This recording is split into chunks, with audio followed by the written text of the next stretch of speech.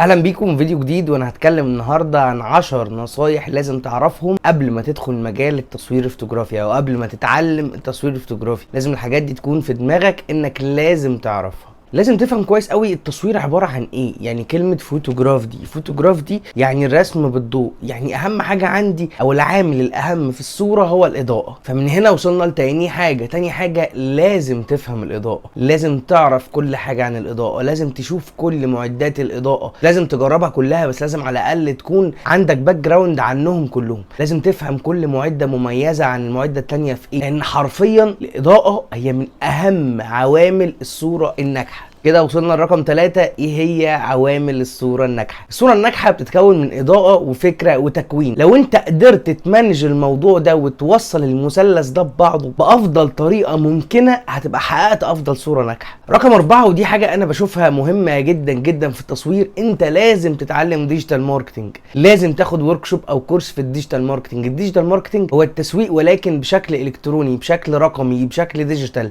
على السوشيال ميديا، على الويب سايت، اي وسيلة رقمية واي ابلكيشن رقمي. لازم تكون اوير انا ازاي اشتغل على حاجه زي كده في التسويق. واهم حاجه في ده انك لازم تفهم ايه الوسيله او ايه التشانل اللي بينك وبين العميل، ازاي تتواصل بينك وبين العميل بتاعك بشكل رقمي او على السوشيال ميديا عموما. العميل بتاعك ده يعني العميل اللي انت اخترته. العميل ده مثلا على تويتر، على سناب شات، على انستجرام، على فيسبوك، على جروبس على الفيسبوك، على ايه العميل بتاعك. وبكده انت لازم تعرف مين العميل بتاعك ولازم تعرف ازاي تستهدفه، وكل ده هتفهمه في الديجيتال ماركتنج. رقم 5، وهي حاجة مرتبطة شوية برقم 4، هي اتعلم ماركتنج. الديجيتال ماركتنج جزء من الماركتنج، لكن اتعلم ماركتنج. ليه بقى تتعلم ماركتنج؟ ده يخليك تشتغل بشكل افضل من كل اللي حواليك، وهتخليك دماغك تفكر بشكل احسن منهم. دايما هتكون سابق خطوة. دايما الافكار نفسها اللي هتنتجها، سواء صور، سواء فوتوج، فكرة نفسها، او حتى ويدنج، او حتى طريقة التواصل بينك وبين العميل بتاعك، هتكون كرييتيف، هتكون مختلفة عن كل اللي حواليك. رقم 6، ودي غريبة شوية، بس انت لازم تفهم في الميك اب. لازم تعرف تفاصيل كده اساسيات الميك اب ارتست. مش لازم تروح تاخد ورك شوب، بس على الاقل تشوف على اليوتيوب، شوف ميك اب ارتست تعرفها وهات منها التفاصيل، افهم منها التفاصيل ماشية ازاي، هي بتشوف الوش ازاي، الطريقة فين، اماكن الاضاءة فين، الظل فين، وليه هنا وليه هنا. تفهم منها كده الفيجن رايحة فين. 7، ودي انا بستغرب ان الناس لسه مش عندها دي يا جماعة، مهارة وفن التواصل بينك وبين الاخرين. يا جماعة دي اهم حاجة في الحياة النهاردة، مش في التصوير بس دي لازم تكون مهارة مميزة عندك في التصوير. لازم تبقى فاهم ازاي تتعامل مع الناس كلها، ازاي تحتوي اي موقف، ازاي تمانج الموضوع، ازاي انت تقدر تتحكم في كل تفصيلة بشكل رايق وبشكل جميل ومن غير ما تسبب ضغط نفسي على اي حد. رقم 8، اسألوا اهل الذكر ان كنتم لا تعلمون. يعني مين هنا بقى الاهل الذكر؟ اهل الذكر دول اللي هم المصورين او الناس اللي انت داخل عليها المجال.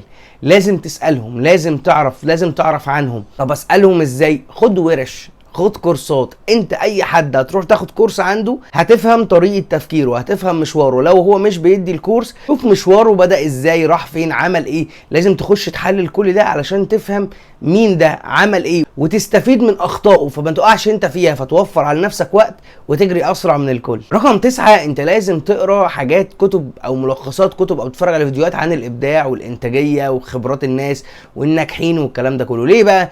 استفيد من اخطاء الغير. الذكي اللي يتعلم من الغلط بتاعه، لكن العبقري اللي يتعلم من غلط الناس. رقم 10، هي حلل الصور. شوف حلو، دخل عينك حاجات حلوه، اتفرج على افلام حلوه، اتفرج على صور حلوه، ادخل بنترست كتير، اشتغل على التغذيه البصريه والعقليه كتير. لازم تفهم كويس قوي ان مدخلاتك هي المسؤوله عن مخرجاتك، فكل ما هتدخل حلو كل ما هتخرج حلو. رقم 11، ودي المفاجأة ان انا جمعت لك كل اللي فات وكل الحاجات دي في ورشة واحدة اسمها ورشة انسان بعين مصور.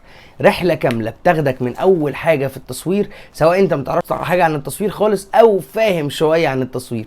تبدأ تمشي في التصوير كله تخلصه، وبعدين تخش على الاضاءه، وبعدين تخش على الابداع والماركتنج والديجيتال ماركتنج والحاجات الجميله دي عن الانتاجيه والكلام ده، وبعدين تخش على البيزنس والسيلز ومهارات التواصل وازاي تفكر اصلا في السوشيال ميديا وازاي تتحرك في السوق بتاعك والماركت بتاعك. وبعدين تاخد ورك شوب كده، فوتو سيشن كامل بتلاقيه متصور قدامك، بتعرف فيه كل تفصيله موجوده. اخر كورس فيهم هو مايند سيت كده، ازاي تطور من نفسك طول الوقت. يعني انا اعتمدت فيه لا تعطيني سمكه ولكن علمني كيف اصطاد. انا حاطط لك ده عشان تعرف تتعلم الصيد براحتك. ورشه انسان بعين مصور دي هي مش خبرتي لوحدي، هي خبره كل الناس تقريبا اللي في مصر عملت ورش، وانا بصور اصلا من 2009. ما كانش عندي مشكله ان انا اروح احضر لكل الناس دي الجميله دي عشان خبرتهم مهمه وطريقهم مهم برضو. انا جمعت لك بقى كل الحاجات اللي هتهمك وهتفيدك وتقدر فعلا تطور في مستواك طول الوقت. ورشه انسان بعين مصور هتلاقي التفاصيل بتاعها في الكابشن تحت، ابعت لنا بسرعه.